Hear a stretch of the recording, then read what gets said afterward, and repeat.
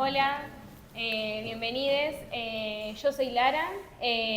Soy parte de la juventud militante de la juventud del PTS en La Plata, parte también de Alerta Roja, que es nuestra agrupación ambientalista anticapitalista.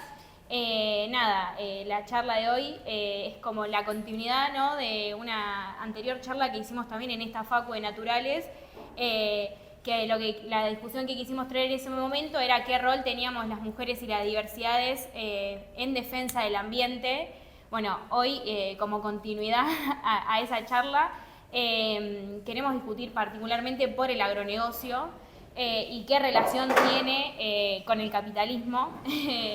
Entonces, nos parece fundamental que estos debates estén en la universidad y en esta facultad, y bueno, hay compañeros también de agronomía, de la TUNA, sobre todo, que es la Tecnicatura en Agroecología, pero que estamos en un contexto en donde nos está gobernando Milei y que, bueno, dentro de todos los ataques, lo que también viene él a profundizar es el agronegocio. Hay una serie de medidas, como por ejemplo, que ya le dio más beneficios, digamos, o sea, ya tiene ese sector, tiene muchos beneficios, pero por ejemplo ahora lo profundizó este año.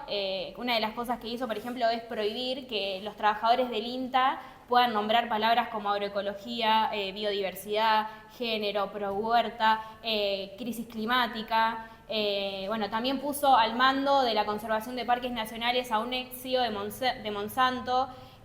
Permitió el uso de fumigaciones con drones en los campos, y también lo que hizo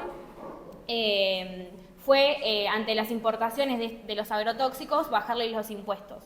Bueno, esas son medidas que se alinean, ¿no?, con su gobierno, pero que también justamente esta semana, imagino que habrán escuchado hablar lo del humo que iba a venir acá a La Plata y a la provincia de Buenos Aires, bueno, a todo el país en realidad, o la lluvia negra, que se da por los incendios que se están dando ahora en el Amazonas, pero que incluso también en Córdoba también está habiendo incendios, y que sabemos que esos incendios no son por casualidad, sino que muchos son intencionales, y que es un poco la lógica que ahora las panelistas capaz van a profundizar, ¿no?, pero del agronegocio, de incendiar ecosistemas para después, una vez que eso queda arrasado, poder avanzar o con la soja, o sea, que se avance con la frontera agropecuaria, o se avanza con la soja, por ejemplo, o también se avanza con las producciones ganaderas, y que eso, o sea, ese avance es claramente un retroceso de los ecosistemas que hoy son uno de los pilares fundamentales para enfrentar la crisis climática, digamos.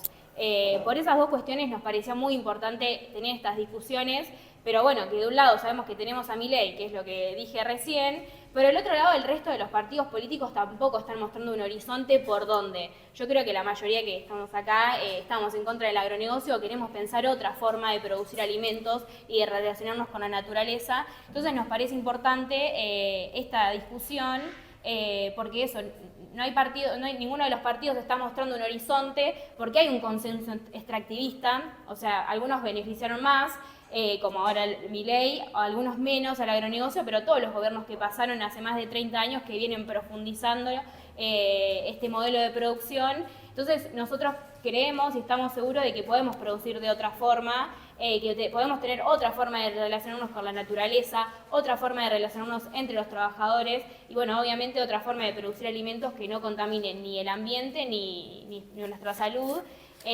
Así que, un poco eso. Y otra, por último, y ya para dejar a las panelistas, también plantearnos, ¿no?, como estudiantes, ¿para qué van a estar nuestros conocimientos? O sea, ¿al servicio de qué? Porque hoy muchas de nuestras facultades tienen convenios o con empresas petroleras, mineras, farmacéuticas. Bueno, nosotros no queremos, no tenemos ganas de egresarnos y terminar la carrera y que nuestro conocimiento esté al servicio de que esas mismas empresas que nos contaminan y saquean nuestros territorios se llenen los bolsillos de plata. Bueno, nosotros queremos pensar eso, que nuestros conocimientos estén al servicio de construir algo diferente y algo nuevo, y que sabemos también que eso no se puede hacer sin cuestionar los límites que tiene el capitalismo en avanzar hacia otro proceso de producción de alimentos.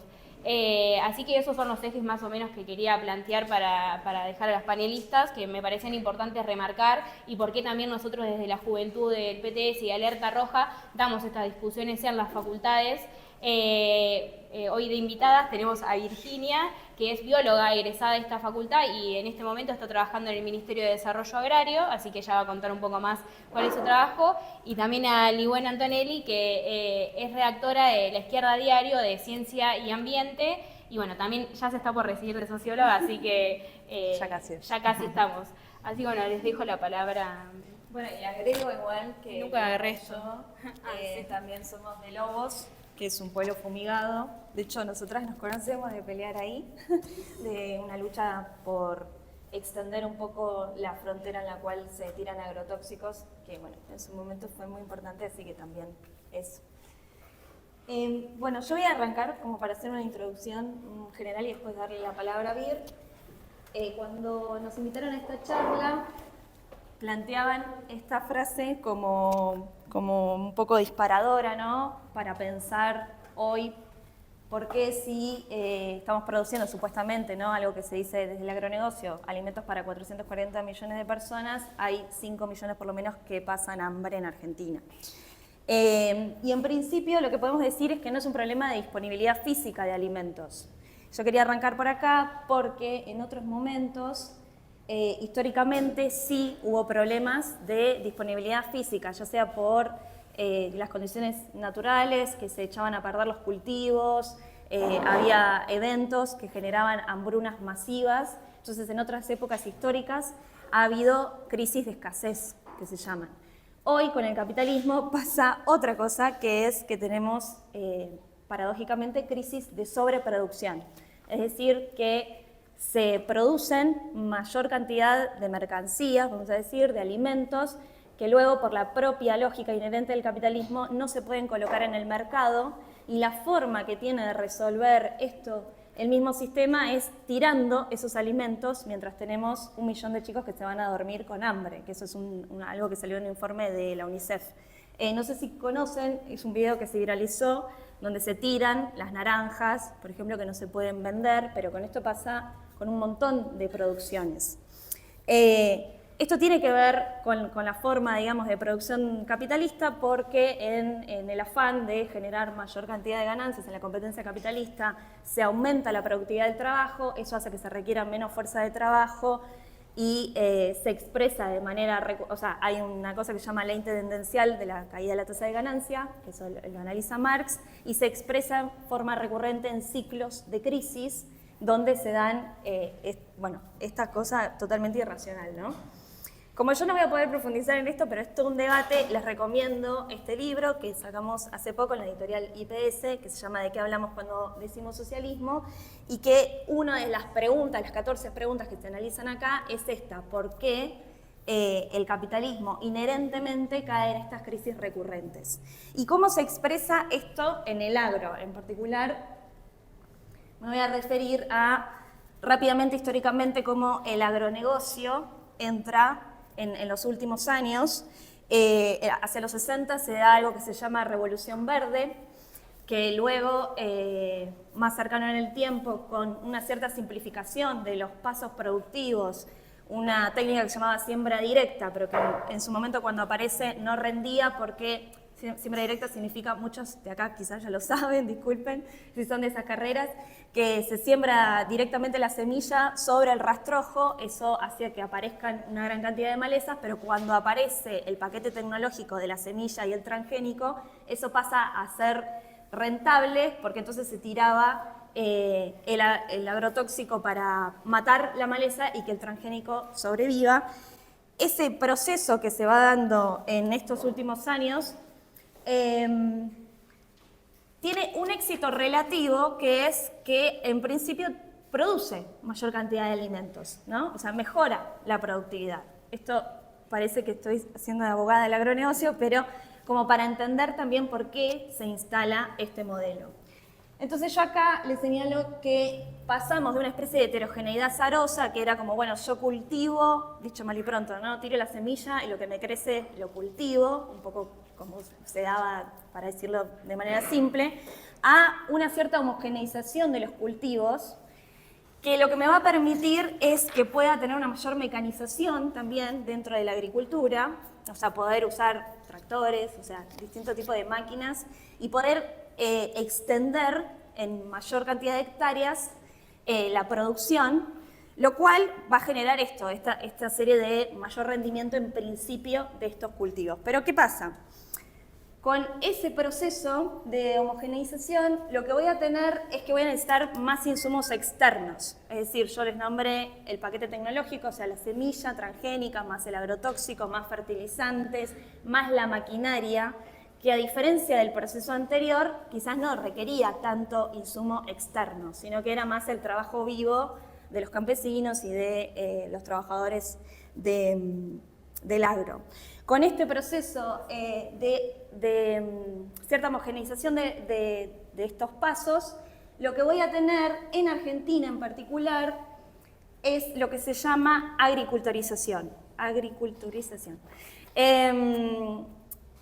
Estoy pasando muy rápido por un montón de temas, pero cualquier cosa después los charlamos mejor. La oligarquía argentina tradicional era ganadera, ¿no? A principios de siglo. Tenían gran cantidad de territorio, ustedes saben, con las campañas del desierto, etcétera, que se apropian a comunidades originarias y todo, y eso va mutando en los últimos años con este proceso y van apareciendo nuevos actores del agro que ya no son necesariamente ganaderos, va perdiendo lugar la ganadería, que pasa a estar en feedlots, con todas las consecuencias que eso tiene también, o sea, la ganadería... ustedes saben, bueno, las granjas porcinas y todo eso ya se hicieron bastante conocidas, y va ganando terreno entonces la agricultura a gran escala. Eso produce una serie de mutaciones, le decía, en los actores sociales. Entonces, si yo antes tenía la oligarquía tradicional argentina ganadera, ahora voy a tener otros actores que se van a beneficiar de esta forma de producción. En principio, una nueva burguesía agraria que ya no depende tanto de la tenencia de la tierra, sino que lo que más tiene este actor social es capital. El ejemplo clásico de esto es Grobo Copatel. Ustedes no sé si lo han escuchado, pero es un tipo que aparte le gusta mucho dar entrevistas, entonces cuenta mucho, digamos, a qué se dedica y habla, ¿no?, de estas grandes repúblicas de la soja, dice, nosotros invertimos donde queremos, bla, bla, bla, y son estos como pools de siembra que juntan distintos tipos de capital y alquilan distintas cantidades de terrenos y ponen ahí a producir soja o lo que sea. Por lo general, la soja, por el tema de la demanda china, es una de las cosas que ganó mucho terreno en estos últimos años, como ya ustedes todos saben. Entonces, muchos de los viejos terratenientes se transformaron en parte en arrendatarios, o sea, gente que directamente alquila el campo y se olvida, y una parte de lo que antes eran los chacareros, que eran los que tenían estas grandes las estancias donde hacían agricultura, algunos se mecanizan y se transforman en contratistas. Contratistas es el que alquila, por ejemplo, el tractor, los distintos tipos de maquinaria necesaria, y también a veces el que contrata la mano de obra, el que contrata a los trabajadores para que manejen ese tractor, etcétera, etcétera. Entonces, el trabajador rural yo lo pongo también como una especie de nuevo actor porque esta forma de producción solamente rinde principalmente rinde a gran escala. Porque como yo necesito un montón de insumos externos, imagínense que si voy a alquilar un tractor, obviamente que me va a rendir más si lo uso en 1000 hectáreas que si lo uso en 200. Entonces, todo lo que es mediana y pequeña escala pasa a tener mayor costo productivo y muchas veces se terminan fundiendo. O sea, hay un quiebre de un montón de productores, de medianos productores, y también se va a un proceso de cierta concentración, por lo menos que la van a mandatar estos grandes pools de siembra y todo. Pero bueno, el trabajador rural, bueno, también, además de los pequeños productores, son desplazados los campesinos. El campesinado más clásico, en muchos casos, es desplazado y aparece como un actor. Esto, sobre todo, me estoy centrando en lo que es la pampa húmeda. Después nosotros tenemos toda una serie de producciones en Argentina donde entran también en juego otros actores, por ejemplo, los cosecheros, si pensamos en el limón en Tucumán. Les recomiendo, hay un documental muy bueno de la Izquierda Diario sobre eso, por si se quieren también meter con otro tipo de actores cítricos. La yerba mate en Misiones es otro tema, la caña de azúcar en Jujuy, bueno, pero para no extenderme mucho más. Pero ¿qué pasa? Yo les dije que además esta forma de producción, necesita insumos externos. Entonces adquieren un cierto rol en esta cadena productiva sectores o actores que podríamos llamar extraagrarios, que también se van a disputar algo que se llama la renta del suelo, que no me voy a meter porque es todo un tema y podríamos tener otra charla alrededor de eso, pero que son actores de peso en este polo de poder en Argentina. Entonces, uno obviamente son las empresas biotecnológicas, acá podemos nombrar Bayer Monsanto, que son Syngenta, como las más conocidas. Los acopiadores de grano, que estos se hicieron bastante conocidos con todo lo que fue el conflicto del campo en 2008.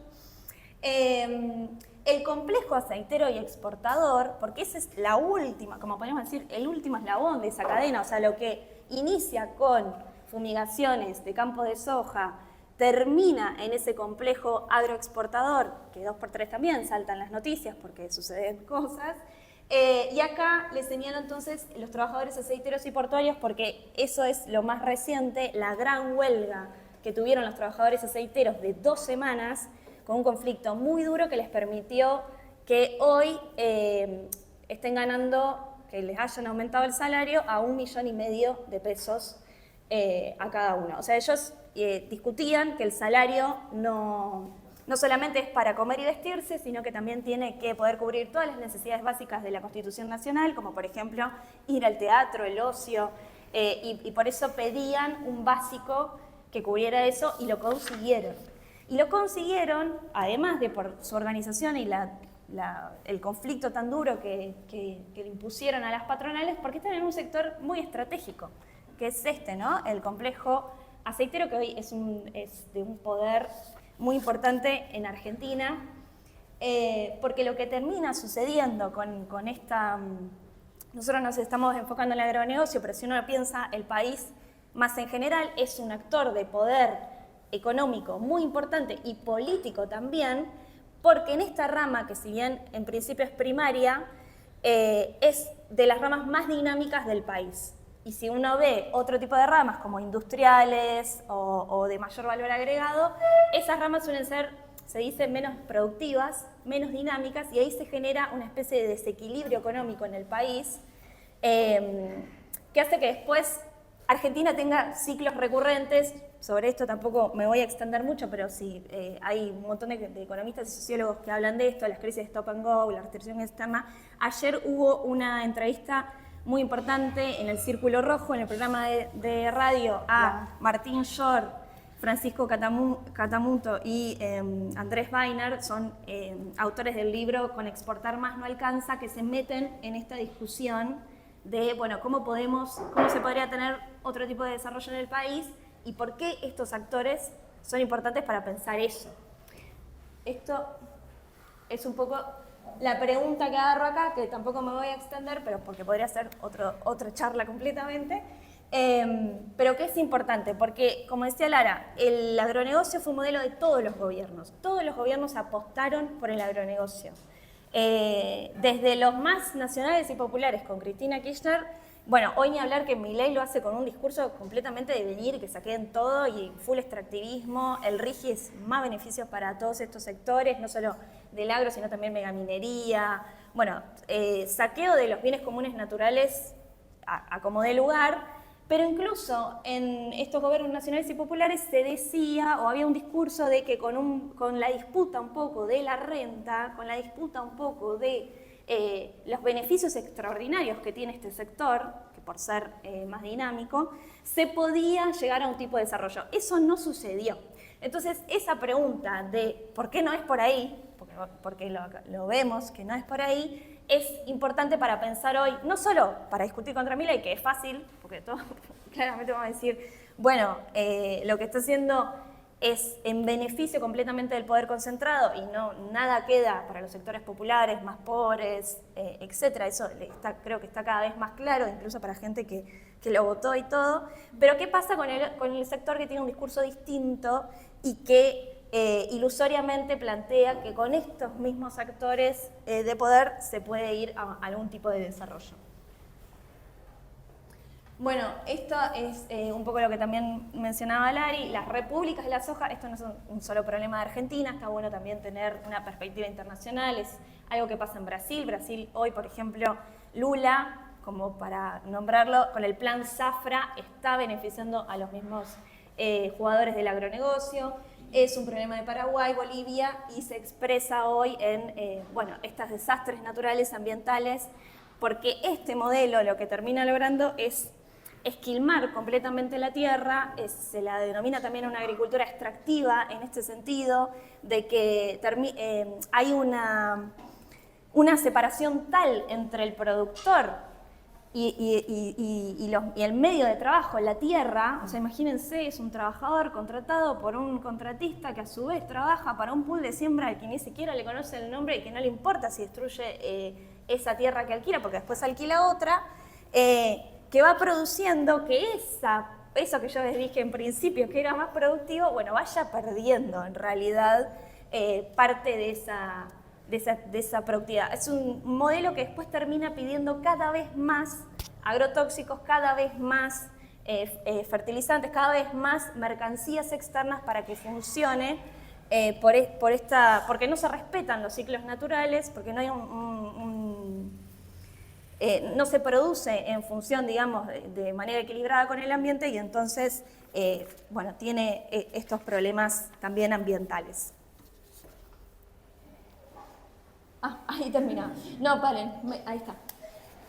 Bueno, por último, algunas cuestiones para pensar. Si esta es la situación, muy a grandes rasgos, ya le digo que todo lo que dije es un título que se podría profundizar, pero que pasamos de una especie de heterogeneidad azarosa a una homogeneidad planificada, porque el monocultivo en grandes hectáreas es eso, una homogeneización de los procesos en grandes áreas.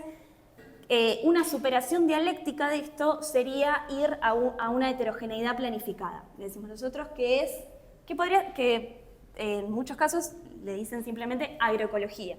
La agroecología es una manera de pensar la producción de los cultivos tratando justamente de no depender de insumos externos, sino de los propios ciclos naturales y de cómo en esa planificación entre distintos cultivos se puede ir desarrollando una producción que no sea eso, dependiente de mercancías, sino que de forma dentro del mismo sistema, en todo lo posible, se vaya desarrollando esa producción. Por supuesto que en principio necesitaría más cantidad de trabajo humano vivo, pero también se podría hacer más productivo con algún otro tipo de mecanización, que no sea, ¿no?, un gran tractor, pero sí otro tipo de desarrollos productivos tecnológicos que ayuden a esa heterogeneidad planificada. Si ese es el desafío para poder superar el agronegocio, o si esa es la alternativa en realidad, el desafío que tiene la agroecología es poder igualar los rindes que consiguió el agronegocio y además, bueno, todo el aspecto cualitativo que yo no me metí, que es qué tipo de alimento, ¿no?, se está produciendo, que eso se lo dejo a Vir, que sabe más y va a poder hablar de eso. Y después un aspecto estratégico, que es, bueno, ¿cómo llegamos a eso? Si ese es el horizonte que nosotros aspiramos, ¿cómo se puede lograr eso? ¿Contra qué actores de poder hay que actuar y cuáles son las posibles alianzas que podemos tejer? Porque los trabajadores rurales, por ejemplo, que son cada vez menos, están dispersos, por lo menos en la pampa húmeda. Ya les digo, los cosecheros es otra discusión. Les ha costado organizarse para poder también pelear parte de esas ganancias extraordinarias que se ha llevado el campo, pero también tenemos otros nuevos actores que auspiciosamente vienen los aceiteros, por ejemplo, de dar una gran pelea, y que desde el movimiento socioambiental podemos pensarlos como aliados en esta lucha. Si ellos dieron una batalla tan importante en defensa de su salario, que es un ejemplo para toda la clase trabajadora, ¿por qué no podrían también tomar aspectos socioambientales de ser parte de esa cadena productiva que empieza, les decía, con la fumigación, pero que termina ahí en esos grandes complejos que también tienen un montón de problemas ambientales? Pero bueno, esto ya queda más para el debate y yo le doy la palabra a Vir. Bueno, gracias. ¿Que cambie? Sí, dale, si lo puedes cambiar. Bueno, re interesante. Voy a tomar varios puntos que ella ya desarrolló un poco y me dejó la pelota para que yo siga en algunos puntos, así que y voy a profundizar algunos, ¿no? Bueno, como dijo Li-Wen, cuando pensamos, digamos, el título de la charla y cómo hacíamos para que fuera atrayente y atractiva, bueno, decidimos... no sé cómo cambiarlo, perdón. A ver, permiso. ¿Qué tengo que poner? Ah, ahí está. Perdón. ¿Ahí está? ¿Sí? Bueno, creo que sí. Ahí está. Bueno, el agronegocio y el capitalismo, y nos preguntábamos eso, ¿no? Esa crisis paradojal de que hay una producción de alimentos totalmente que podría sobrar para toda la población mundial y sin embargo el gran porcentaje de la humanidad que pasa hambre. Entonces, bueno, concluíamos eso, ¿no? Que como dijo Li-Wen, la crisis hoy por hoy no es de disponibilidad física de alimentos, sino que es mucho más grave que eso. Primero que nada, si querés ya pasar, primero que nada lo que tenemos que pensar es que el sistema agroalimentario es un sistema justamente, no es algo que viene una persona e impone a toda una sociedad, a todo un pueblo, sino que es una construcción que es histórica, política y social, y sobre ese sistema alimentario o agroalimentario que va a definir qué cae a nuestro plato,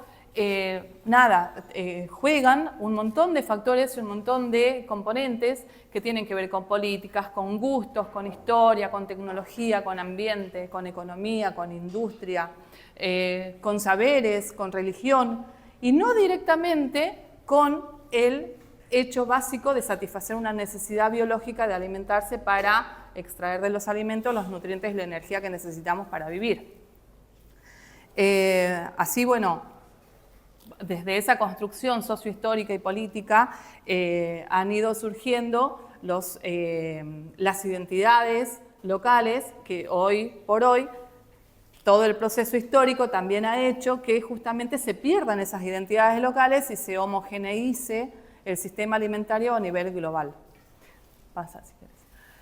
Así vemos que tenemos una interacción que crea una sinergia entre el sistema o los sistemas agroalimentarios, el sistema económico, político, y de esa sinergia que va y viene, se crean o surgen diferentes formas de producir, de alimentarse, de comer, de relacionarse, de enfermarse y de morir.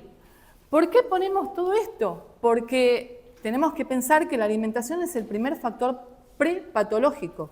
Nosotros con nuestros sistemas alimentarios estamos determinando un montón de cosas que van a venir después de que comemos ese plato, pero que también están antes, cuando comienzan ya en el momento de pensar cómo producimos, o de que alguien piensa, o un sistema entero piensa cómo nos va a hacer producir.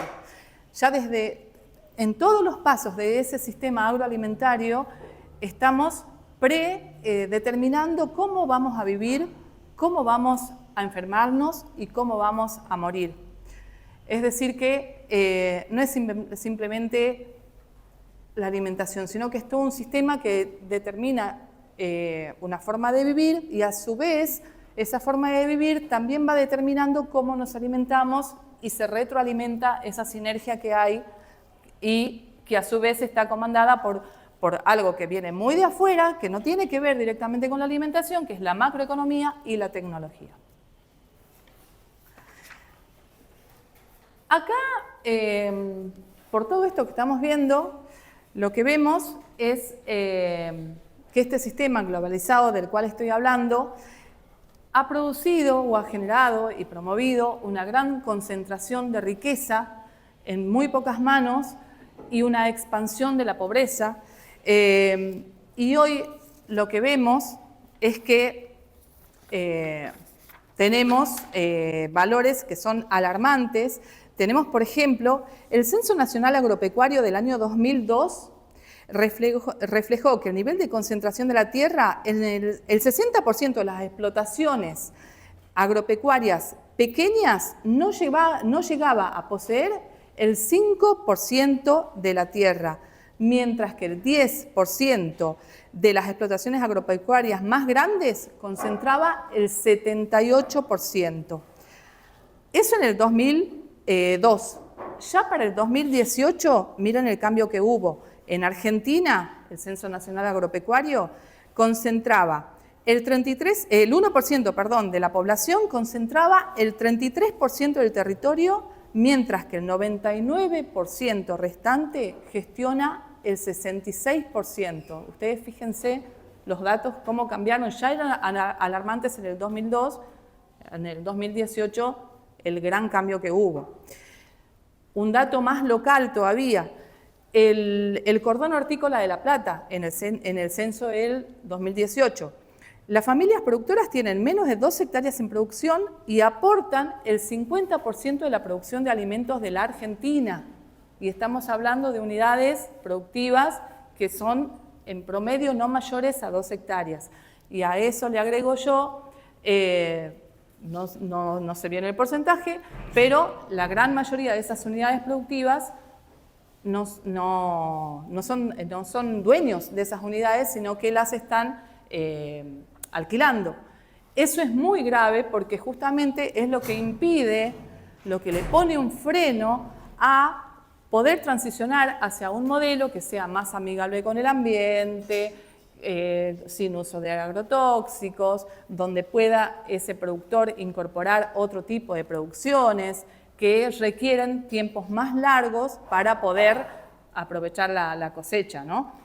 ¿Por qué? Porque obviamente no sabe ni cuánto tiempo va a estar en esa tierra, en esa unidad productiva, ¿sí? Acá vemos entonces que el 1% de la población se apropia del 99% de la riqueza global. Esos son datos según Oxfam, que es el Movimiento Mundial de Personas que trabajan juntas para acabar con la injusticia y la pobreza. Bueno, pasamos a la siguiente.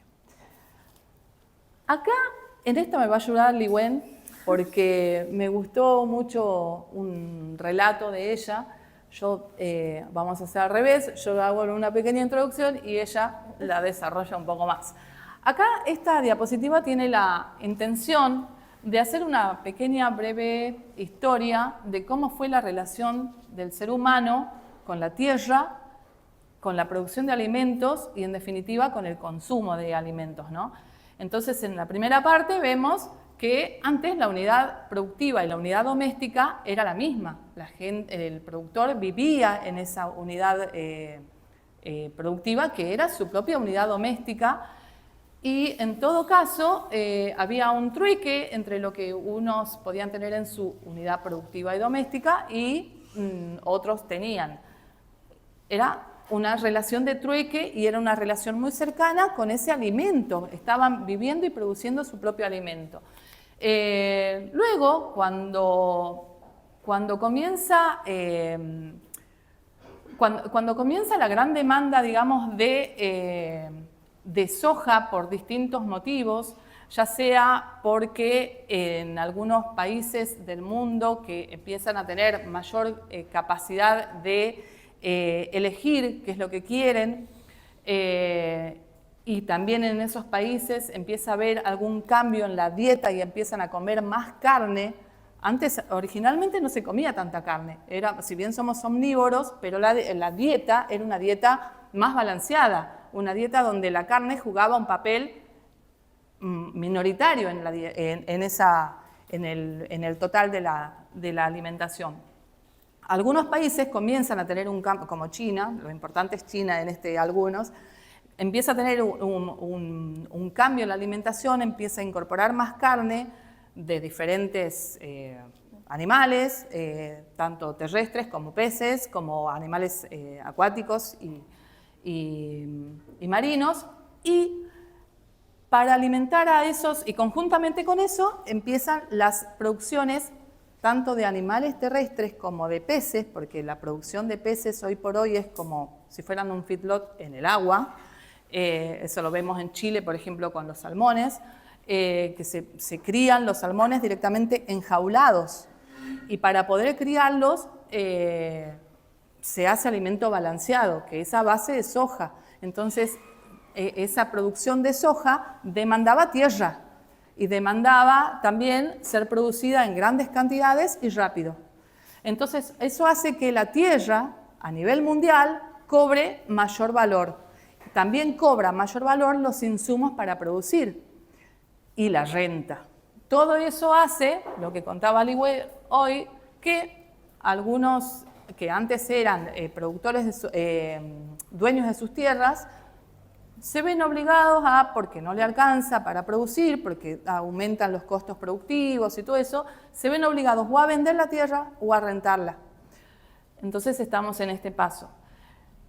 Que rápidamente pasa este otro, donde empiezan a entrar los pools de siembra, empiezan a entrar los capitales extranjeros y terminamos en aquella partecita donde realmente, por todas las fluctuaciones de valores que tiene absolutamente todo lo que tiene que ver con la producción de alimentos, ya sea el alimento en sí mismo como todo lo anterior, todos los medios para producir y la tierra, terminan fijando los precios de los alimentos y de todo lo anterior, no sé, componentes que no tienen nada que ver con el hecho de alimentarse o de producir alimentos en sí mismos, sino que los fijan las bolsas, los mercados internacionales, y terminamos allá donde el productor tiene poco que ver con el valor que va a pagar después el consumidor allá lejos, en la otra punta de la cadena.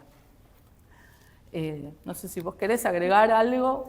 No, está muy bueno para ver esto, cómo se complejiza un poco la cúpula también de estos actores dominantes, y una cosa que, cómo entra esto, por ejemplo, de que es un sector que después presiona hoy en la macroeconomía para que se devalúe, por ejemplo, porque quieren devaluación para tener mayor cantidad de dólares y todo, pero que es cierto que es una separación tal desde el productor en sí a esos grandes acopiadores, pools de siembra, incluso las empresas hasta biotecnológicas, como imponen su precio porque son capitales internacionales, etcétera, que bueno, es una complejidad en la cual ya no hablamos solamente del actor clásico, el terrateniente, sino de todos estos capitalistas. Así que está muy bueno. Pasa nada más. Bueno, acá lo que hacemos es separar los componentes del sistema agroalimentario. Los separamos en la producción, en la distribución y en el consumo. Porque cada uno de esos tres componentes, o podemos hablar en cada uno de esos tres componentes, de una parte de la crisis alimentaria. Es decir, si bien podemos a grosso modo decir que el sistema agroalimentario está pasando por una crisis de disponibilidad, porque si bien no es la disponibilidad física, como decía Liwei, porque no es que estemos hablando de la falta de alimento, pero, por ejemplo, bueno, no, me estoy adelantando, lo vamos a ver en otra diapo a lo que estaba por decir, pero acá, primero que nada, en la producción vemos que hay una profunda crisis de sustentabilidad. Nosotros estamos inmersos en un sistema agroalimentario que está basado en insumos externos y basado en el extractivismo puro. Los agrotóxicos son a base de largas cadenas de hidrocarburos, no solamente son los combustibles que se usan para la maquinaria, sino ya los agrotóxicos están produciendo ese extractivismo que nos está sacando sin tierra para producir, ¿no? La tierra para producir, como decía hoy Liwei también, por todas estas prácticas productivas va perdiendo su valor, y eso que en algún momento parecía ser una tierra muy productiva, a medida que pasan pocos años, no muchos, sino pocos años, esa tierra pierde su valor porque pierde su fertilidad y su capacidad de producir.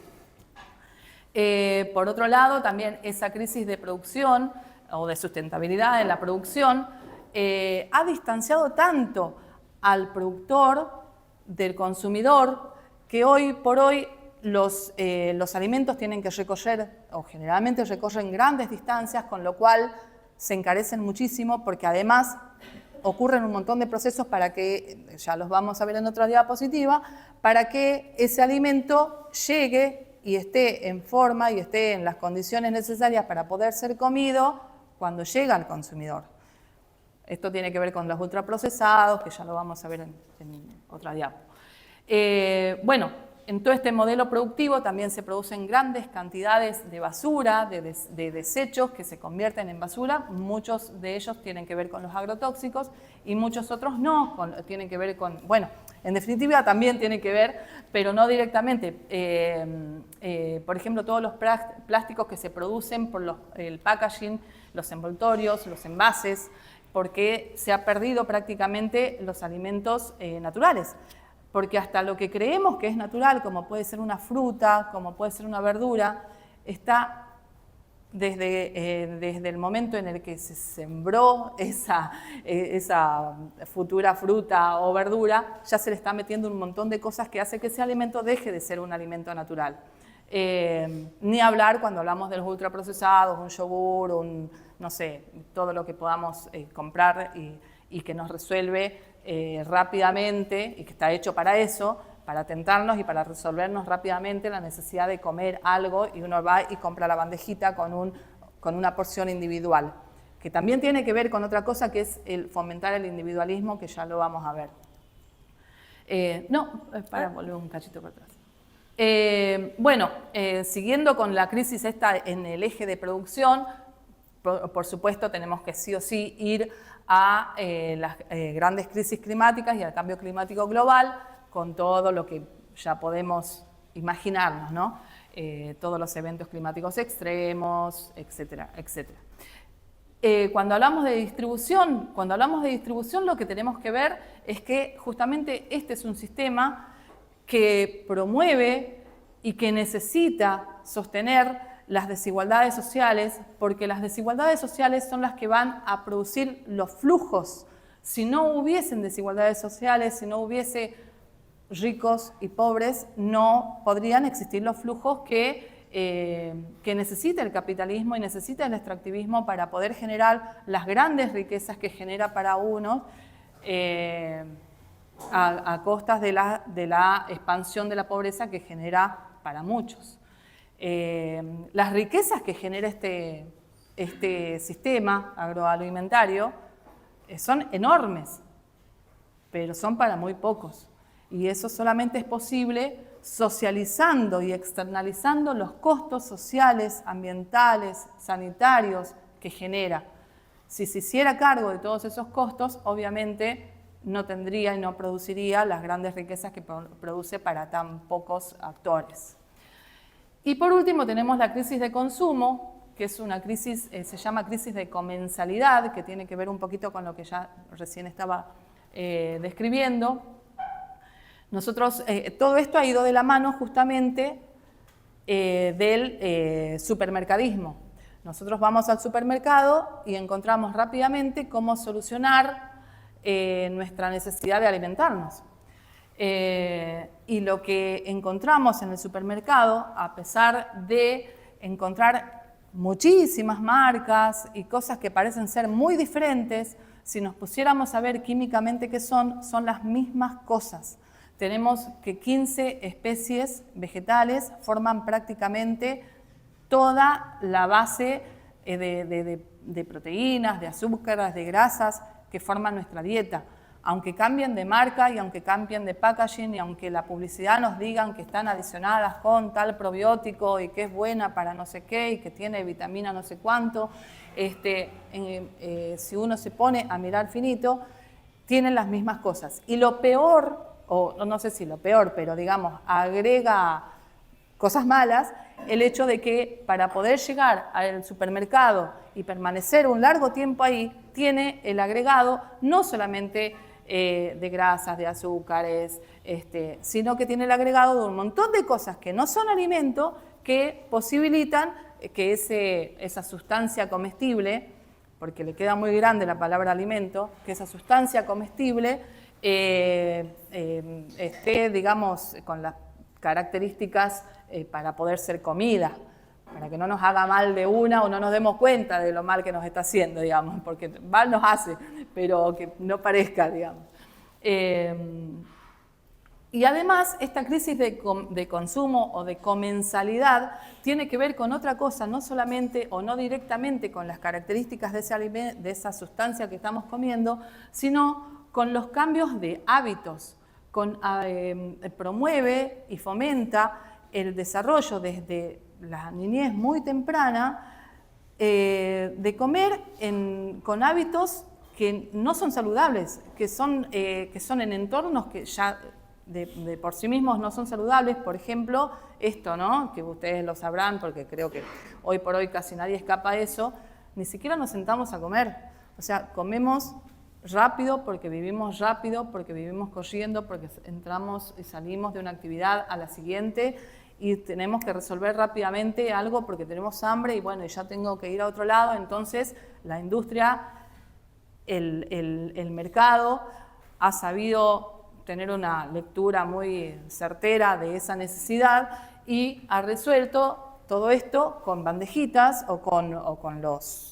Yo no sé ni cómo se llaman porque no los consumo, así que, pero bueno, hay hasta fideos no sé, en vaso, ustedes sabrán más que yo, como, no sé, una cosa de locos, pero ha resuelto muy bien esa necesidad, te da la porción individual, uno come solo, no comparte la comida, y la comida uno tiene que pensar, pasa si querés, la comida uno tiene que pensar que nosotros como seres humanos nos hicimos humanos en la evolución gracias a compartir la comida.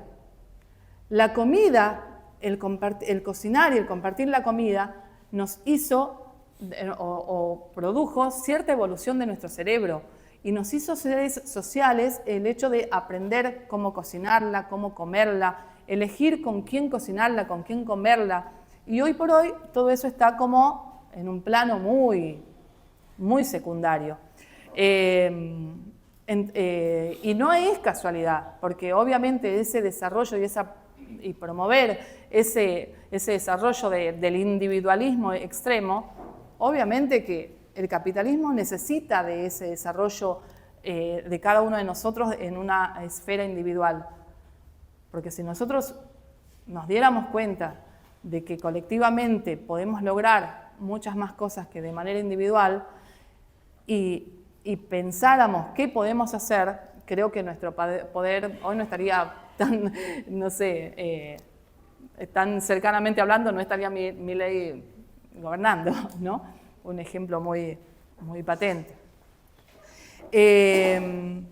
Pero vuelvo a lo mismo, ¿no? Yo creo que nada de esto es casualidad. Esta promoción del individualismo, esta promoción de las desigualdades, mantener esta desigualdad es necesaria para el capitalismo, es necesaria para el extractivismo y es necesaria para ejercer los flujos y la dominación que tienen sobre la población mundial.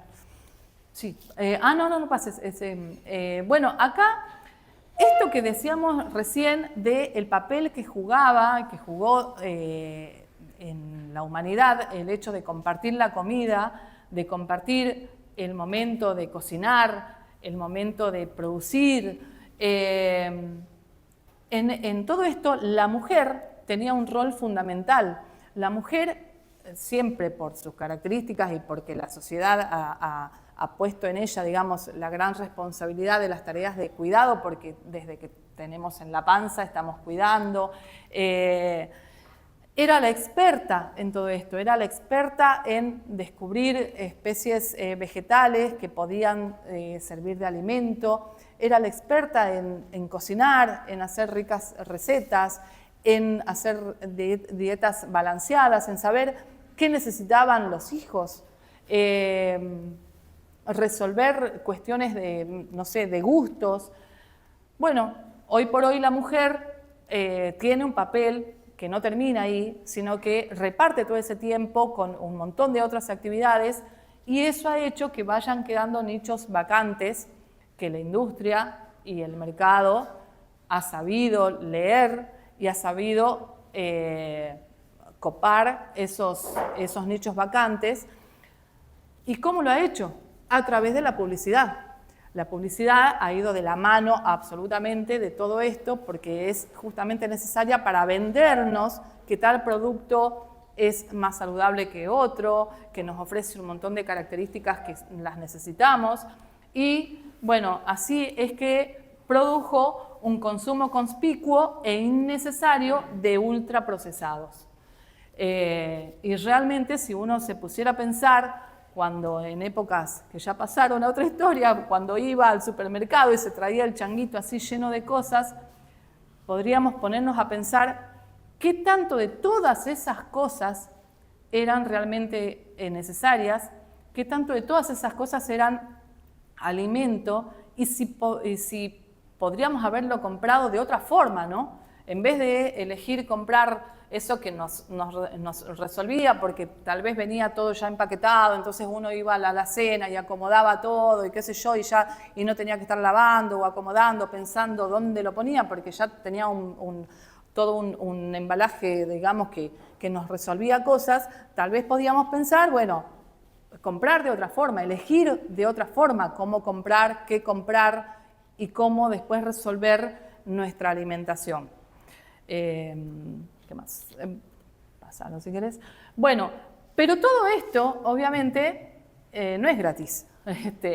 Nosotros estamos produciendo año a año, sacando capas de tierra por la erosión que estamos produciendo, por la cantidad de materia orgánica que estamos extrayendo de la tierra, por la cantidad de nutrientes que estamos extrayendo, y todo hace que debamos entregarle todo el tiempo y cada vez más fertilizantes artificiales y agroquímicos, porque lo que decía hoy Li Wen, es un sistema, este sistema agroalimentario y este sistema productivo es un sistema que es drogadicto. Y como cualquier drogadicción, necesita siempre y cada vez más y nuevas cosas. La tierra, y para poder controlar todas las plagas, lo que se quiere controlar, necesitan siempre de nuevos productos más tóxicos y en mayores concentraciones y en mayores frecuencia de aplicación. Además de todo eso, como con todo este sistema también y fundamentalmente estamos haciendo que los propios ecosistemas pierdan su capacidad de autorregulación, hemos llegado a un límite tal en el que los ecosistemas estamos poniendo en juego su capacidad de resistencia y de resiliencia, es decir, su capacidad de poder volver atrás. Si quisiéramos cortar, digamos, tendríamos que esperar un buen tiempo para que esos ecosistemas puedan volver atrás, ¿no? Hay algunos ecosistemas que realmente están en serio riesgo de que eso no pudiera ocurrir, ¿no? La desertificación que producimos, bueno, todo esto tiene que ver con el cambio climático global, con la aparición de nuevas pestes. Nosotros nos sorprendemos por el dengue, por ejemplo. Cosa más tonta que pensar que sabemos por qué hay cada vez más mosquitos y por qué el dengue existió, no sé desde cuándo, pero siempre. No era un problema como lo es ahora, pero es tan sencillo como el hecho de ver, yo vivo en Sicardi, en la zanja de tu barrio o en mi barrio no escucho cantar los sapos. Cuando yo fui hace 10 años, uno escuchaba los sapos y llegaba la primavera y escuchaba el jolgorio de los sapos. Ahora no lo escucha. Entonces, eso realmente estamos matando toda esa fauna que ejercía el control fundamental y por eso no existían las grandes plagas que existen hoy. Bueno, acá volvemos a lo mismo, ¿no? Todo esto produce una gran fragilidad ambiental, bueno, que necesita que permanentemente le estemos dando de afuera, tratando de resolver todo eso que nosotros mismos hemos producido que esté al borde del desequilibrio absoluto. Sí. Bueno, acá un poco es el resumen de las consecuencias y los costos económicos, ecosistémicos, sanitarios, sociales, como poner todo eso que veníamos diciendo en un listadito, así que la podemos pasar medio rápidamente. A ver, voy a mirar si hay alguna que no se haya dicho ya, Bueno, por ejemplo, algo que no se ha dicho ya es que los OGM, los organismos genéticamente modificados, estamos jugando con fuego, ¿no? Porque realmente estamos jugando con genomas que les llevaron miles de años de juegos evolutivos para llegar a genomas que son muy estables, y hoy por hoy venimos y metemos algo porque nos parece mejor y le incrustamos, digamos, alguna característica a ese genoma estable y no sabemos bien qué es lo que va a pasar, no sabemos bien cuáles van a ser las consecuencias que va a tener ese juego tan peligroso. Por lo demás, creo que más o menos se fue diciendo, así que si querés pasarlo. Y entonces, un poco también, esto también se fue diciendo, entre las dos lo fuimos diciendo, pero eso, ¿no? Si este modelo vino con la Revolución Verde prometiendo que iba a solucionar el tema del hambre en el mundo, ¿qué pasó en el medio? ¿Por qué no ocurrió? ¿Qué pasó? Porque aparte, como decía Ligüena, al principio se veía como que aumentaban los rendimientos.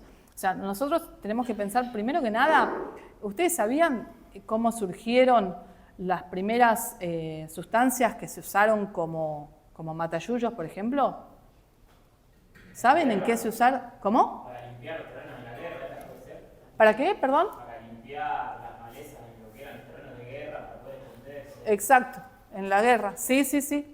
No, directamente para tirarle a las personas. Para tirarle a las personas. No era. En la guerra. O sea, lo que vi. Originalmente pensaron en limpiar los terrenos para poder ver al enemigo. Pero después vieron que le resultaba mejor matando al enemigo directamente y lo mataba. Sí. Y bueno. Y no es casualidad, hay muchos avances tecnológicos que arrancan en la industria militar.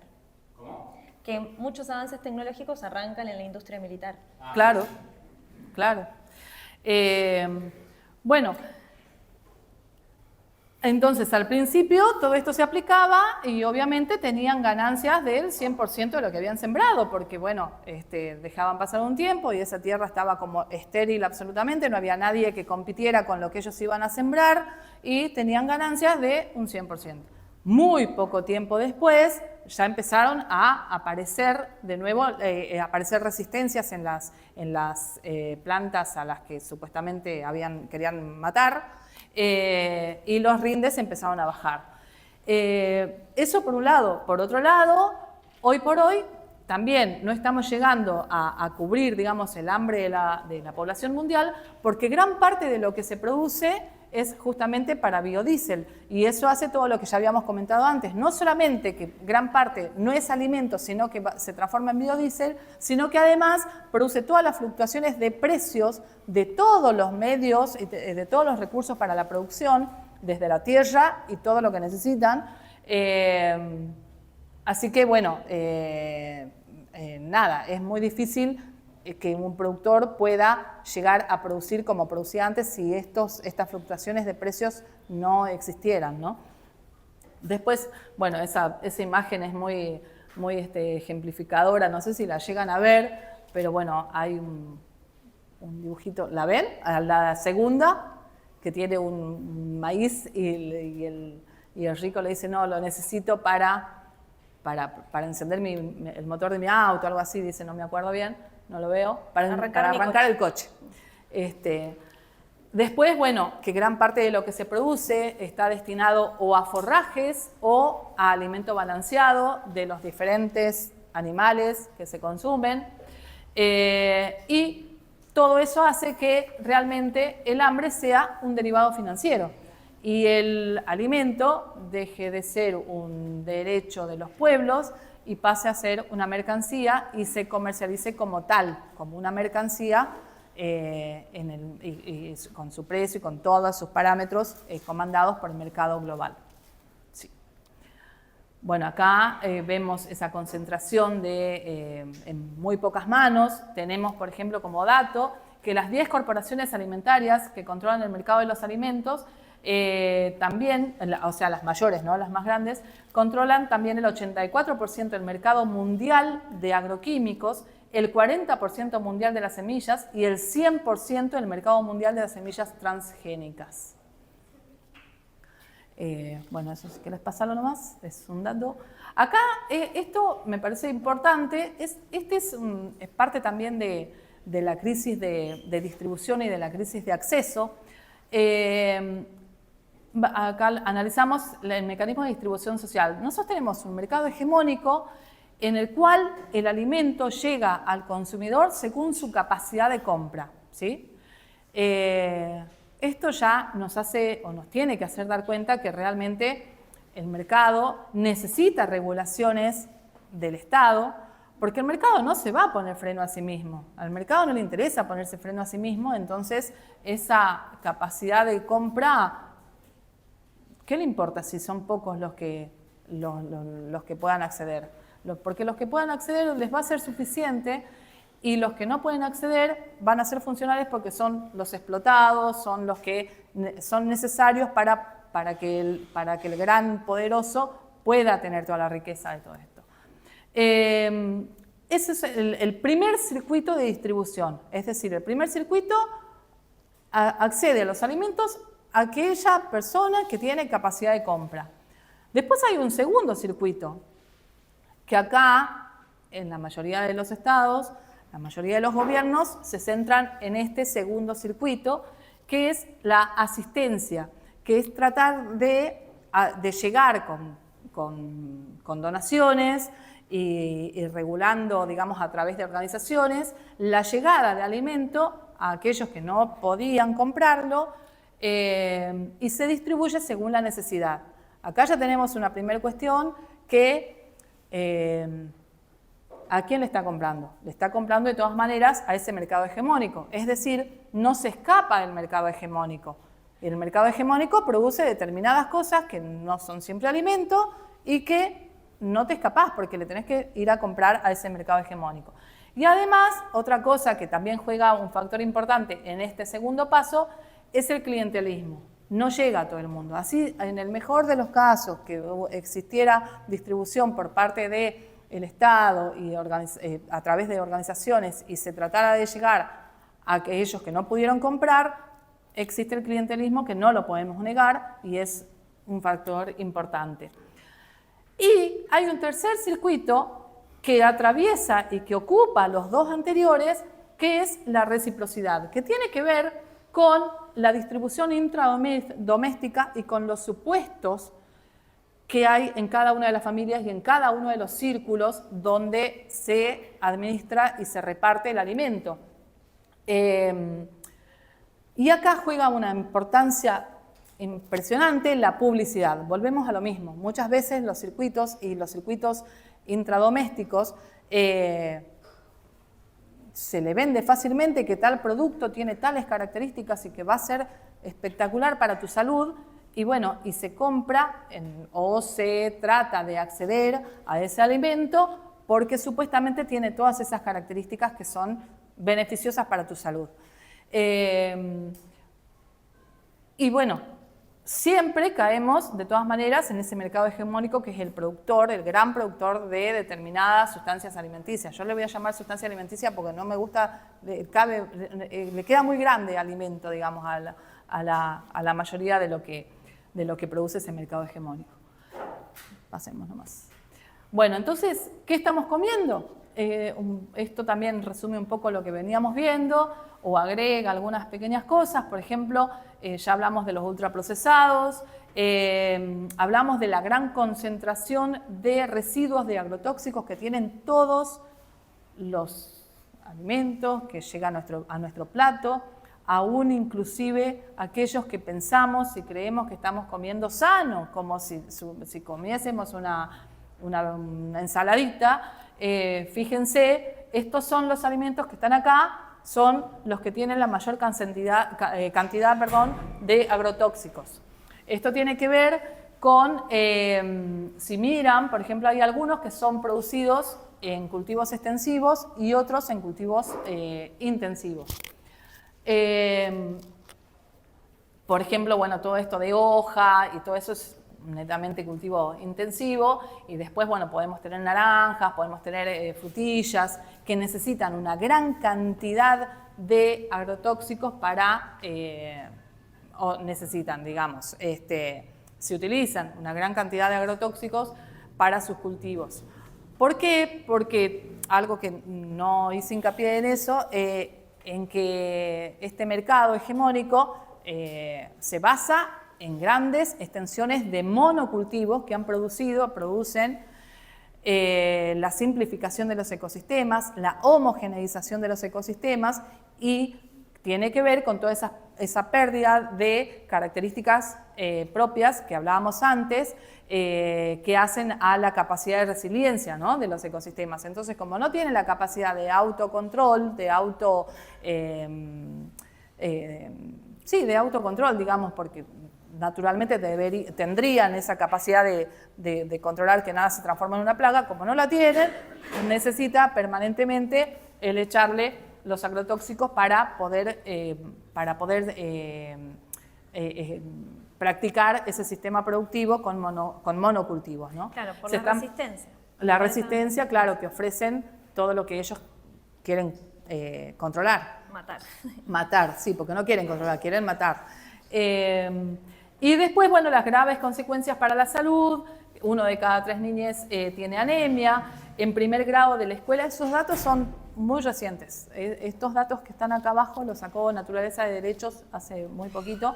1 de cada 3 niñas tiene anemia. En primer grado de la escuela, el 25% de niñas son obesos. El 5% tiene hipertensión y el 44% tiene problemas de obesidad. Pasemos si querés. Bueno, y con todo esto, bueno, ¿qué hacemos? Porque capaz probablemente muchos de ustedes ya tenían muchos de estos datos, o hemos agregado algunos, pero por ahí otros ya tenían más o menos alguna construcción hecha al respecto. Bueno, ¿qué hacemos? ¿Qué tipo de problema estamos enfrentando? ¿Estamos enfrentando un problema de producción, de prácticas productivas? ¿O qué tipo de problema? Estamos enfrentando un problema que es político, ¿no? O no sé, hago la pregunta, no sé si todos piensan lo mismo, capaz que no. Hay dos conceptos que son muy diferentes.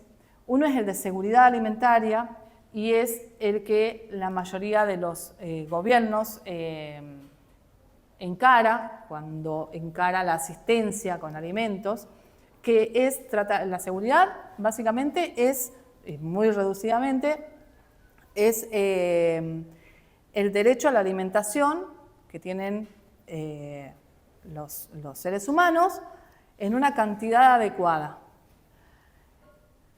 sin hacer demasiado hincapié en la calidad y sin hacer hincapié en todo lo demás, en la identidad, en saber, en poder tener la autonomía para elegir qué se come, a quién se le compra, con quiénes vamos a comer, cómo lo vamos a producir. Cuando pensamos en todo eso ya estamos hablando de un concepto mucho más amplio, que es el concepto de soberanía alimentaria, que además la soberanía alimentaria incorpora otro elemento, que es el pensar no solamente en los seres humanos como individuos, sino en los derechos de los pueblos. Entonces se empieza, por ejemplo, a prestarle atención al tema de las comunidades y las comunidades originarias, y los saberes de las comunidades y de las comunidades originarias. Por ejemplo, el concepto de soberanía alimentaria dice que las personas, uno de los derechos a los que le presta atención, digamos, es a que las personas campesinas tengan el derecho a seguirlo siendo, a que no se tengan que ir del campo. Hoy, si nosotros vamos al campo, lo que vemos, no vemos gente, no solamente no vemos diversidad de vegetal, no vemos animales, tampoco vemos gente, porque lo que hacía la gente ahora lo hacen drones, ya ni siquiera máquinas, sino drones. Y no hay lugar para las personas, porque además con todos los agrotóxicos que hay, la gente sí o sí se ve obligada a migrar. Antes no era tan grave, pero ya tampoco tenía inserción, porque ya había cambiado la fuente de trabajo, ya habían cambiado había sido reemplazada su mano de obra por maquinaria. Y la mujer ni hablar, la mujer no tenía, dejó de tener lugar en el campo. Entonces, bueno, le presta atención a eso, ¿no? Al derecho a seguir siendo personas campesinas, a producir los alimentos que necesitan para alimentarse y a vivir dignamente de su producción en base a una agricultura sustentable que proteja sus recursos, el ambiente y las culturas de los pueblos y la identidad de los pueblos. Sí. Bueno, nosotros, yo trabajo en el Ministerio de Desarrollo Agrario y de acá de la provincia de Buenos Aires, en particular en el programa de promoción de la agroecología, con lo cual realmente la milito a la agroecología. Estoy convencida de que la agroecología es la forma y es el paradigma que nos puede conducir hacia la soberanía alimentaria de los pueblos, porque es un paradigma que es holístico, que no solamente habla de prácticas. Por ahí Ligüen, por ejemplo, hizo hincapié en las prácticas de la agroecología, pensando en que la agroecología propone un sistema biodiverso, donde a través de la diversidad se restablezcan, digamos, todas estas cuestiones de las características de los ecosistemas, pero realmente la agroecología es mucho más que eso. Pensar en las prácticas, estaríamos hablando nada más que de prácticas y de técnicas de producción, pero la agroecología tiene que ver justamente con poner en valor los saberes ancestrales, los saberes tradicionales, los saberes populares, en diálogo con los saberes que provienen de la academia, para la construcción de un nuevo saber con características y con principios propios, que si bien la agroecología toma un montón de herramientas de otras disciplinas, como ser de la ecología, de la agronomía, de la sociología, de la antropología, de la botánica, y de otras más, de un montón, pero bueno, construye un saber propio, pero ese saber no se construye adentro de un aula o adentro de un laboratorio, se construye en el campo con los productores. Y tiene un objetivo propio que es la soberanía alimentaria. Así que bueno, yo realmente estoy convencida de eso. Creo que la soberanía alimentaria la definimos con 3 aristas. Una son las estrategias agroecológicas, que tienen que ver o las centra, digamos, en las prácticas, pero también siempre pensando que las está construyendo en el campo con los productores y con la gente. Los movimientos sociales, acá los movimientos sociales tienen una importancia impresionante por la organización, y lo podemos ver en la historia, cuando vemos la historia del Movimiento Nacional Campesino Indígena, el MAELA y un montón de ejemplos más que vemos y que han producido grandes resistencias y han logrado grandes cambios. En los casos que se logró fue gracias a los movimientos sociales. Y por último, la otra pata de la otra lista son sí o sí las políticas públicas. En las políticas públicas nos vamos digamos, si no las tenemos a favor, es claro, o las tenemos a favor o las tenemos en contra, no hay término medio. Así que, bueno, y las políticas públicas, ya vamos a ver qué cosas podemos pensar en eso. Y es central la reforma agraria, es central que la tierra esté en manos de quien la produce, no en manos de los grandes capitales, sino de quien la produce. Como dijo Ligüen, por ejemplo, los grandes capitales hoy no están en la tierra, no están en esa tierra, digamos, andás a ver dónde están. Uno va al campo, por ejemplo, yo trabajo con productores agroecológicos, y cuando vas a visitarlos, la mayoría son arrendatarios y no saben ni a quién le están alquilando. Y le mandan, es terrible, les mandan un WhatsApp diciéndole: este mes tenés que pagarme tanto, transferirme a tal número. ¿Y quién es? Le decís vos, ¿tenés un contrato? No, me dijo que lo tengo. O sea, es impresionante. Nadie sabe ni quién es el dueño de la tierra. En muy pocos casos tienen contratos firmados, digamos, bueno, y eso exacerbado al por mayor cuando uno piensa en los grandes capitales, ¿no? Bueno, y algo que hay que evitar es el dumping.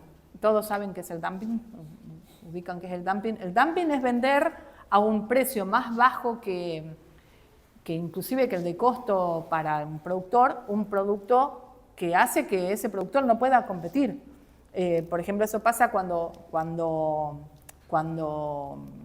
importás. Muchas veces los productores locales no pueden competir con ese producto que se importa porque los precios a los que se está vendiendo algo son inferiores a los que él tiene de costo.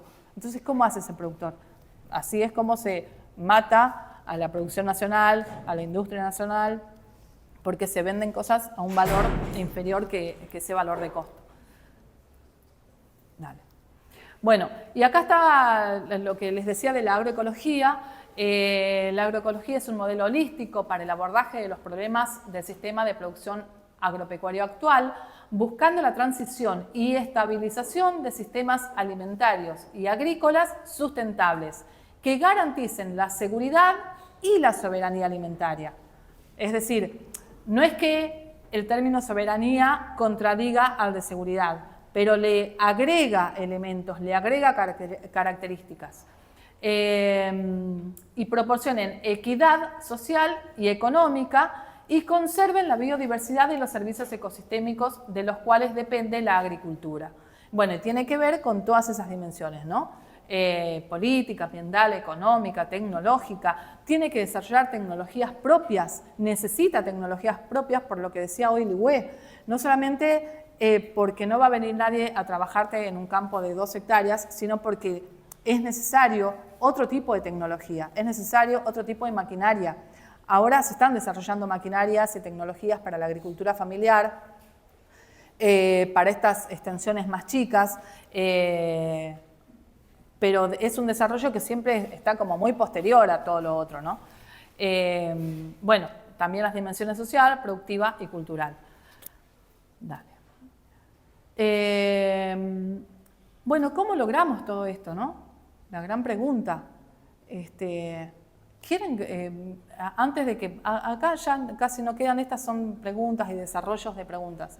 En vez de que yo las pase directamente, ¿les parece que previo a verlas ahí escritas, hagamos como un pequeño intercambio y a ustedes, si querés, sacala, así no la leen, a ver qué les parece a ustedes, qué cosas podemos hacer, cómo se puede lograr, cómo podemos ir en contra de y a favor de todo esto que estuvimos analizando con Ligüen. ¿Qué les parece a ustedes? ¿Qué cosas se podrían hacer? ¿Qué cosas son necesarias? Yo voy a tomar una cosita que dijo Bettina ahí y que se me pasó.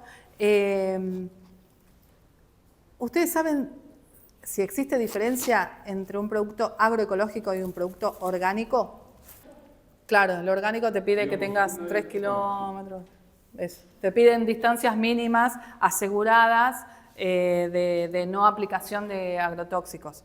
Depende de qué estés produciendo, te piden más o menos. Si, por ejemplo, si vos querés tener una certificación de una miel orgánica, te piden 3 kilómetros a la redonda porque la abeja tiene un radio aproximado de 3 kilómetros donde va a pecorear. Pero depende de qué, bueno, te va a pedir más distancias o menos distancias. Pero en realidad mi pregunta apuntaba a otra cosa. ¿Alguien tiene alguna otra diferencia que pueda aportar? Nosotros en la provincia de Buenos Aires, y es pionera en eso, tiene registro de productores agroecológicos. No se registra el producto, sino que se registra el establecimiento después de que vamos nosotros y podemos corroborar de que en ese establecimiento productivo se están siguiendo prácticas que son agroecológicas.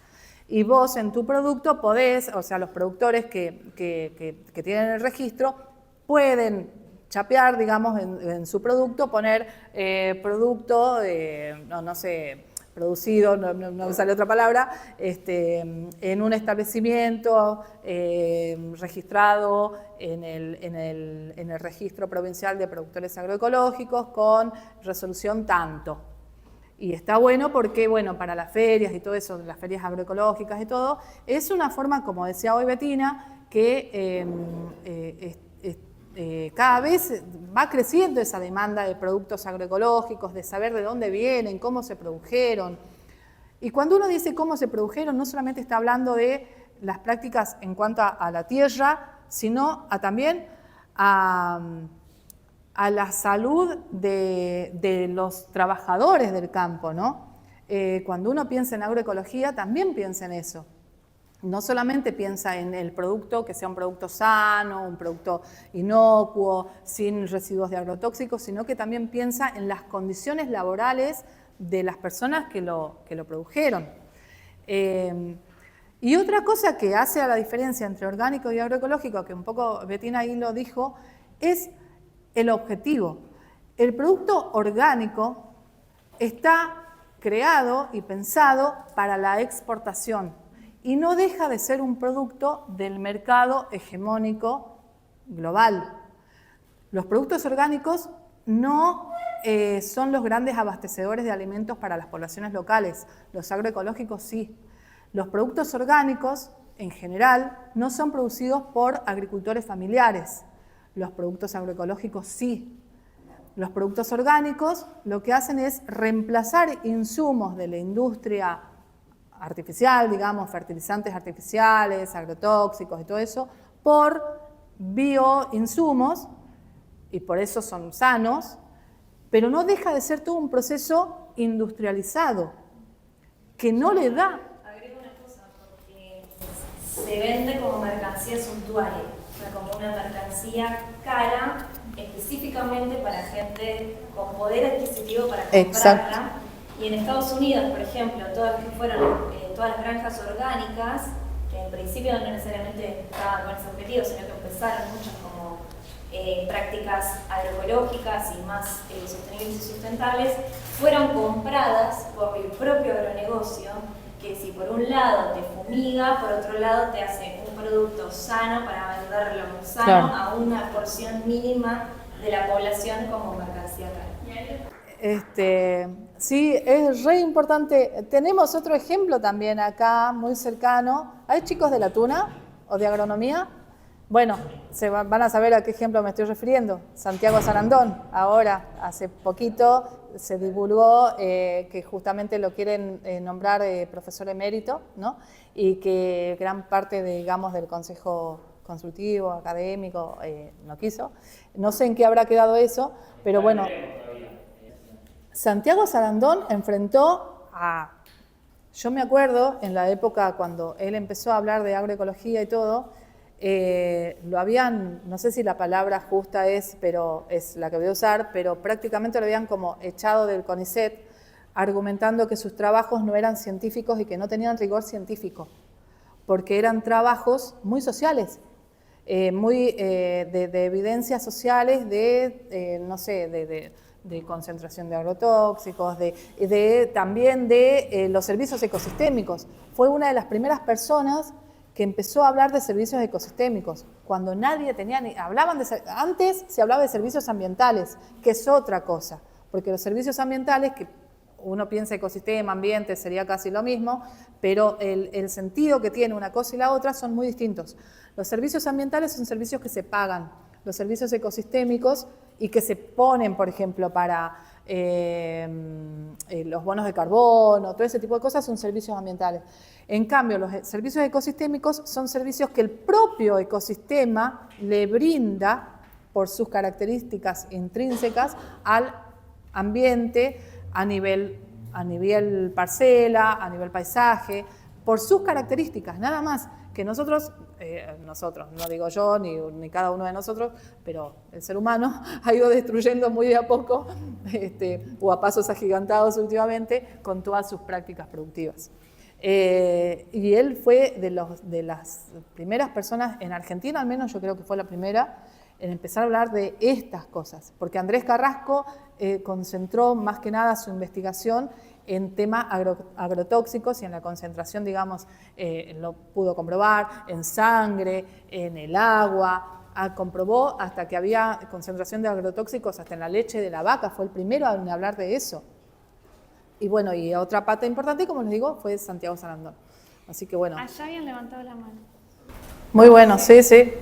Sí, para mí está re bueno el intercambio. Yo recién, el señor que se fue, hablaba de los pueblos fumigados. Nada, yo quería contar que también, que junto con Ligüen somos de Lobos, un pueblo fumigado. Nada, contar brevemente ya, porque cortito, pero que me parecía importante. Nosotros, fue medio pandemia, un poco después, que dimos una pelea en el pueblo / ciudad para que haya una regulación en el uso de agrotóxicos, porque no sé si sabían, pero no hay ni una ley, ni una ordenanza, ni absolutamente nada legal que hoy regule el uso de estas sustancias. Digamos, entonces nos encontramos en Lobos, pero como les pasa a muchos habitantes del interior de la provincia, que nos encontramos peleando solos. O sea, un día peleó Lobos para exigir que te alejen un poco las fumigaciones de tu casa o de tu escuela rural. Al otro día peleó Cañuelas, y al otro día Tres Arroyos, y al otro día Pehuajó. Entonces lo que a nosotros nos parece que es re importante es que todos los pueblos fumigados nos unamos de toda la Argentina, bueno, también de la provincia de Buenos Aires, que de la Pampa Húmeda, para pelear en conjunto, y que eso nos da más fuerza, digamos, que exigir algo que sea nacional o que sea provincial nos daría muchísimas más fuerza que en vez que eso, que nos dejen a cada pueblo peleando, cada uno por alejar un poquito de donde estamos viviendo, digamos. Y que en ese sentido también lo que quería decir, porque digo, bueno, nos están dividiendo, peleamos por separado, digo, bueno, el gobierno de Milei un poco también está haciendo eso, digamos, nos ataca por todos lados, porque es una realidad que ataca a las mujeres, ataca a las diversidades, ataca a los trabajadores, a la universidad. Entonces me parece que, o sea, que para triunfar, o sea, para derrotar todas las medidas de este gobierno, lo que necesitamos es unir todas las demandas y golpear con un solo puño, para tirar abajo todas estas medidas, pero también para pelear por otro imaginario. O sea, que no nos convenzan de que es esto lo que nos queda o está un poquito mejor, o bueno, capaz dice más desde el lado del peronismo y de que esto es lo posible, que ya han demostrado que no pueden ni satisfacer las necesidades básicas como puede ser la alimentación, la vivienda y la salud de calidad. Entonces, elevar el imaginario y que podemos hacer otra cosa, que podemos construir otra relación con la naturaleza, que podemos construir otra relación en la producción de alimentos, con los trabajadores. Nada, quería decir un poco eso porque pensaba también, digo, como el objetivo que tenemos o la tarea que tenemos en este momento donde nos gobierna Milei, pero que también pensaba en la juventud ambientalista del mundo, que fuimos los primeros en cuestionar que estaba mal todo lo que estaba pasando. Digo, que la crisis climática era algo que nos venía afectando porque somos nosotros los que nos vamos a quedar sin planeta. Entonces tenemos que, vimos la necesidad de incluso de cuestionar el capitalismo, porque vemos que es el capitalismo el que está destruyendo el planeta, que son unos pocos empresarios para su beneficio los que se enriquecen y a costa de dejarnos todo lo que estuvieron también desarrollando BIR y Ligüen, enfermedades, problemas en los ambientes, en el ambiente, en los diferentes ecosistemas, y que en ese sentido, nada, ese también ese papel que tenemos desde la juventud de pelear por elevar nuestras aspiraciones, por pelear por todos nuestros derechos, salir también un poco incluso de la ofensiva, de la defensiva, de decir, bueno, paren de fumigarnos, pero ir hacia la ofensiva y decir, bueno, queremos agroecología o queremos un sistema de producción de alimentos que no contamine, que tengamos otra relación con los trabajadores. Bueno, me fui anotando algunas cosas también de lo que fueron diciendo para decir, pero por ejemplo, algo que me parece muy importante en esto de unir todas las demandas para juntar más fuerza, la importancia de eso, de ser los jóvenes, los estudiantes, el movimiento ambiental, con los trabajadores, porque, por ejemplo, hace unos años cuando estaban queriendo imponer la megaminería en Chubut, que el pueblo de Chubut salía todos los días a la calle a decir no a la mina, sí a la vida, cuando los trabajadores portuarios hicieron paro, fue ahí cuando el gobierno vio atacadas sus ganancias y ahí es cuando dieron marcha atrás. Entonces eso para mí está muy bueno para mostrar cómo, o sea, que era una de las preguntas también, o sea, cómo. Me parece que la alianza de los estudiantes o del movimiento estudiantil, el movimiento ambiental, junto con los trabajadores, es una triada con mucha potencia, digamos, para tirar abajo eso, que hay un sector que nos viene a sacar todo, porque nos saca hasta la vida, porque nos contamina los cuerpos y los ríos y todo el planeta, en responder que queremos otra cosa, o sea, que queremos aspirar a algo más en donde nos podamos relacionar de otra forma con la naturaleza y con todo. Yo como, nada, eso, me fui anotando esas cositas más para que me quedé pensando y que incluso eso, nosotros tenemos que ser para mí un movimiento estudiantil y de jóvenes que sea solidario. O sea, pienso por ejemplo en los campamentos que se estuvieron haciendo a lo largo del mundo en solidaridad con Palestina, con el genocidio que están sufriendo. Bueno, también ese es el camino, además de la unidad, es la solidaridad y ser tipo, somos estudiantes que nos conmueve lo que pasa afuera, o sea, no somos una burbuja que nos preocupa todo lo que está pasando, entonces eso, hay mucha fuerza, tenemos que organizarla, pero bueno, me reentusiasman todos estos debates, la verdad, está muy bueno, así que nada, eso quería aportar. Sí, está muy bueno lo que dijiste, sobre todo porque yo creo que podemos, por ejemplo, yo decía, ¿no? En la provincia de Buenos Aires, que tenemos el programa de promoción de la agroecología, que está buenísimo, porque la verdad que está muy bueno, hay un montón de cosas que se están haciendo, yo no las niego, pero hay un límite. Y ese límite lo pone el capitalismo. Hay un límite que el capitalismo no permite que se hable, como decía ella, por ejemplo, hoy, bueno, mi ley no deja que se hable de agroecología, bueno, pero acá en Provincia de Buenos Aires tenemos otros límites que parecerían no ser tan agresivos, pero si uno ve el fondo, son igualmente agresivos. Por ejemplo, sigue sin hablarse de soberanía alimentaria, se habla de seguridad alimentaria, y eso ya está poniendo un límite. No se quiere encarar el tema, no se quiere encarar lo necesario para poder ir como objetivo hacia la soberanía alimentaria. Yo te agrego, y para como tratar también de ir cerrando y todo, pero no se quiere porque se debería ir contra los actores sociales de poder que se benefician.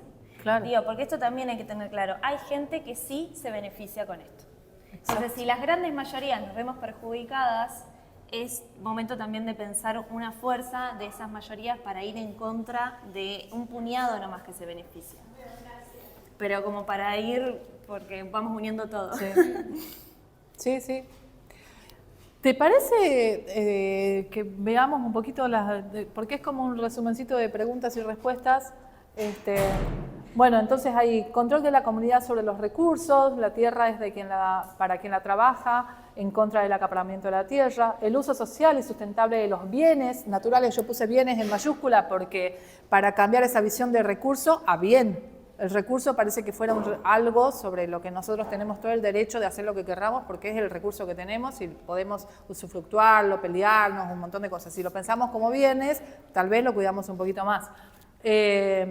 Acceso a los sistemas económicos alternativos, protección del libre intercambio y uso de las semillas, base de la alimentación y de la vida misma, sin patentes, hoy siempre queda algo por hablar, ¿viste? Sin patentes sobre la vida y con una aplicación rigurosa del principio de precaución sobre las semillas genéticamente modificadas. Bueno, la ley de patentes es otro tema que da un montón para hablar, así que vamos a dejarlo ahí nomás, pero bueno, básicamente, voy a decir muy poquito, las patentes y el derecho de obtentor, los acuerdos internacionales de la UPOV, que la última es la 91, a la cual mi ley adhiere ahora con sus medidas, profundiza los derechos sobre las nuevas obtenciones vegetales y nosotros tenemos que pagar, o el productor tiene que pagar las semillas año a año, porque esas semillas modificadas, genéticamente modificadas, híbridas, son estériles. Entonces tiene que, año a año, se ve obligado a comprar nuevas semillas y además también tiene que pagar por el producto elaborado a partir de esa semilla. O sea, a partir de esa cosecha. La harina, por ejemplo. O sea, sería un producto elaborado, bueno, se pagan regalías por los productos elaborados. Terrible. Bueno, y obviamente tienen todo el Bayer, Syngenta, Monsanto, y acá en Argentina Don Mario, tienen todo el control sobre esas semillas, ¿no? Vamos cerrando con esto, ¿Sí? ¿te parece? Y acá, bueno, esto, lo que estábamos hablando, ¿no? Las preguntas que hicimos de qué podemos hacer como consumidores y como política, estar informado, informar a otros, apostar a productos locales, a productos cercanos, a productos de estación, productos frescos, agroecológicos, de circuito corto. Como política, bueno, informarse e informar. Apoyar las iniciativas legislativas, esto que contaba ella sobre los pueblos fumigados. Ahora les cuento yo, en noviembre ya está la fecha del nuevo encuentro de pueblos del espacio que se llama Encuentro de Pueblos Fumigados. Es el 30 de noviembre y el 1 de diciembre en Leandro Alem. Así que estaría bueno organizarse para ir. Hay lugares donde acampar y bueno, yo formo parte también del encuentro. Bueno, y a esto le agregamos organizarse también dentro de estos espacios, como para también apostar dentro de la propia universidad con conocimientos críticos, alianzas con trabajadores, productores. Se tuvo que ir la chica, pero eso. Vamos. También tener en cuenta la comunidad, la resistencia de los pueblos, antes de la occidentalización cultural que nos forjó, ¿no? Porque Sí. son los principales protectores de la De la, biodiversidad. sí, y de la semilla. Sí, Los sí. saberes son súper importantes y no hay que olvidarse de los saberes Sí, sí. de organización. Ahora el 21 de septiembre hay una feria de intercambio de semillas nativas y autóctonas en el Parque Pereira, también están invitados. Es muy linda, el año pasado fue la primera, yo tuve una participación importante ahí en la organización, este año no, este año estoy medio tangencial, pero bueno, si está tan linda como la del año pasado, va a estar buena.